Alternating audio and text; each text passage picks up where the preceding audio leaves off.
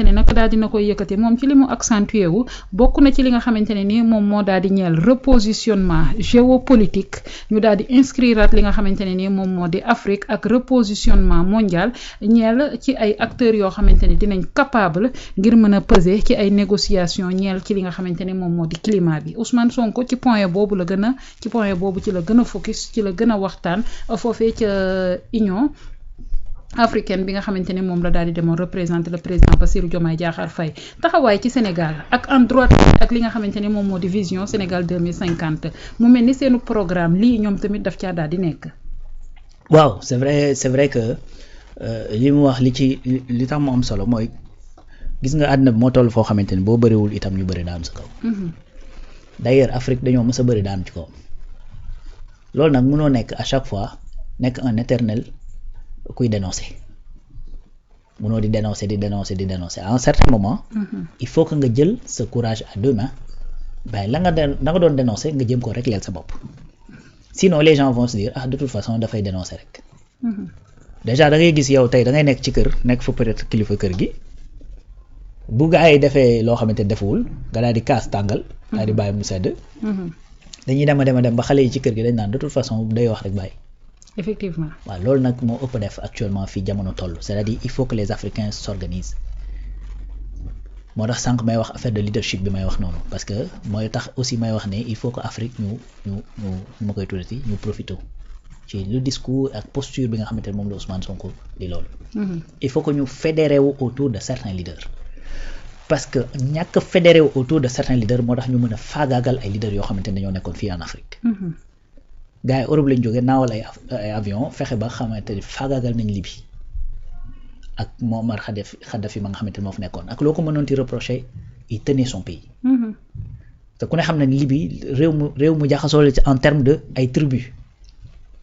dëkk arab yi ci boppam sax ñoo demee noonu réewu arab yi dafay bëri ay tribus ak ay waaso yoo xamante ne dañuy bari ci biir réew mi.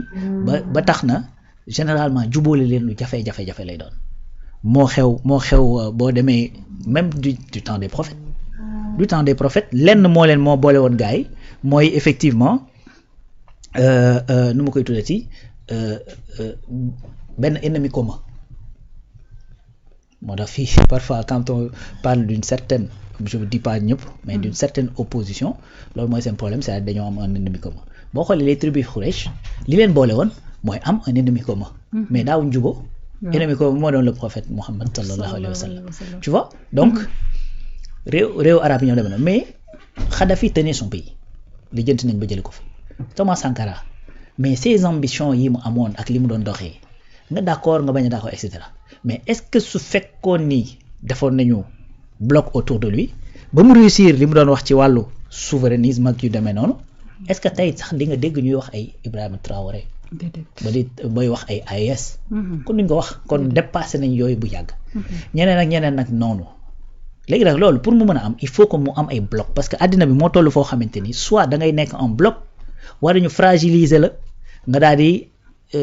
bu ko defee kenn jóge fa la ñëw faagaagal l'Amérique du Sud la fa nekk ci ay réew bu fekkoon lépp dafa defoon ni bloc ñuy wax le même langage tu penses que Trump dana dem Venezuela ne coppet seen président yóbbu ko États-Unis dem téye ko comme terroriste comme narco terroriste te coow du jib léegi nag yow li ñu mën foofu man nga fa jàpp ne mënuñu ko Afrique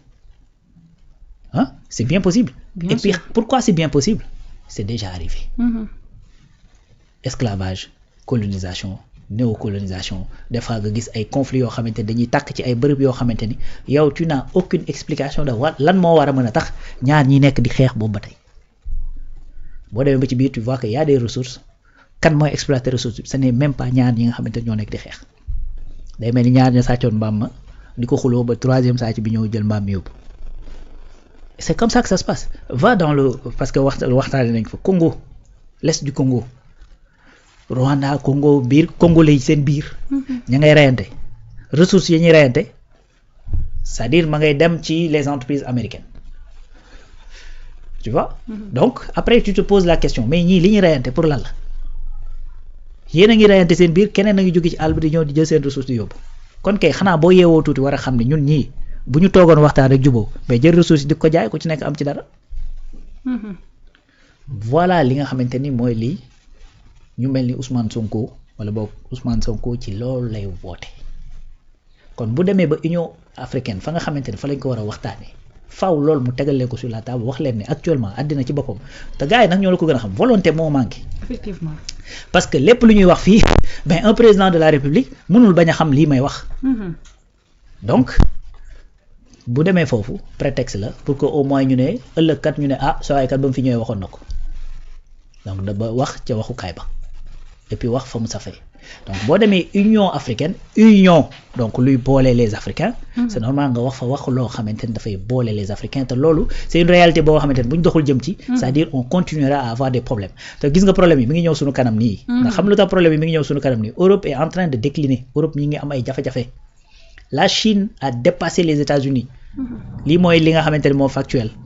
mais loolu ñooñu noonu seen civilisation boobu ñu nekk di dund du ñu seetaan loo xamante ni dañ leen ko yàqal du ñu dellu ci Moyen Âge di dellu di taal ay matt ak ay lampe pétrole ak ñoom seen loolu duñ ko nangu jamais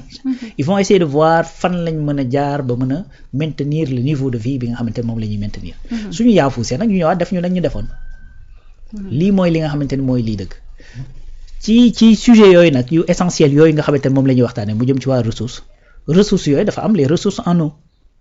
te ndox dafa bokk ci li nga xamante ni dañuy wax ne même les prochains conflits te tàmbali na sax y a des zones yu nga xamante ni ben ndox moo leen indi ay jafe-jafe ku weddi demal Israël nga laaj leen Israël ak Palestine bi ñu defee effectivement la séparation en 48 bokk na ci li nga xamante ni indi woon na ay jafe-jafe mooy les Israéliens dañ doon gis ne suuf yi ñu leen jox li ci ëpp du ay suuf yi ñu mën a bàyyee parce que dafa manqué ndox loolu bokk na ci raison yi tax c'est pas la seule am na d'autres raisons mais bokk na ci raisons yi tax tey ngay dégg les colonies juives problème mu ndox kon ndox dafa nekk loo xamante ni dafa essentiel c'est la vie Afrique nag da ci am ay ressources yu bari le Nil mu ngi fi lac Victoria fleuve Congo bokk ci fleuve yi gën a am doole ci monde bi ci fleuve Congo fleuve Congo potentiel hydroélectricité bi nga xamante ne am na ci rek bu ñu ko exploité daanaka lu baree ci seen zone boobu mooy Afrique du centre bi lu baree mën nga ko régler ci affaire ndox xam nga Zambèze fleuve Sénégal li nga xamante ni mooy le lac Tchad actuellement dañu même remarqué que ni moom liom dafa nekk sax di wàññeeku kon nga xam ni les ressources surtout ressources ndox yi nga xamante ni c'est de l'eau douce dafay am tendance à di ñëw di manquer. Industrialisation également dafa am effectivement ay revers am te parmi revers am yi ak la démographie mooy ni nit ñi di yokkee parmi ces revers daf ci am ay zones yoo nga xamante ne am na ndox certes mais ndox bi mënuñu ko utiliser parce que daa contaminé kon enjeu ndox lu am la Sénégal nag am ci expérience boo xamante ni dañ ko war a effectivement exploiter à travers l'Afrique wala sax à travers le monde expérience mooy lan. dañoo teel a comprendre que ressource ndox yi ressource boo xamante ni la lu précieuse la mais mën naa sax indi ay problème ñu daal dem Sénégal Mali Guinée Mauritanie dajaloo depuis 72 il faut que ñu waxtaanee ndox mi parce que d'ailleurs même année yooyu sax dafa amoon sécheresse fii au Sénégal il faut ñu waxtaanee ndox mi ñu mettre en place l'OMVS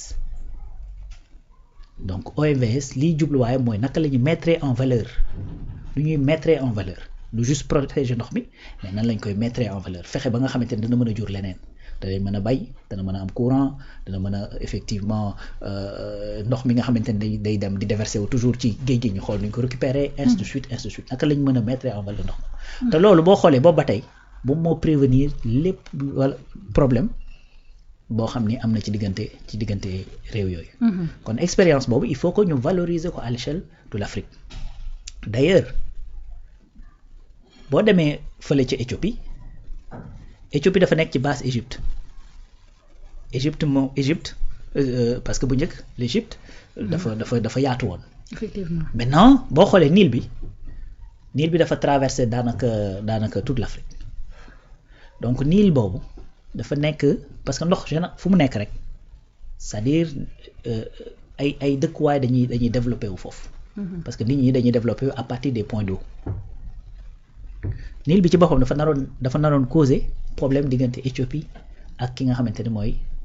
l'Égypte parce que da ngay jaar déjà Éthiopie soo ko dem Égypte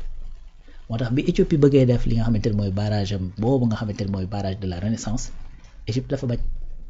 loolu bokk na ci li tax Éthiopie jël la résolution ne dañuy financer suñu bopp c'était pour être libre de toute pression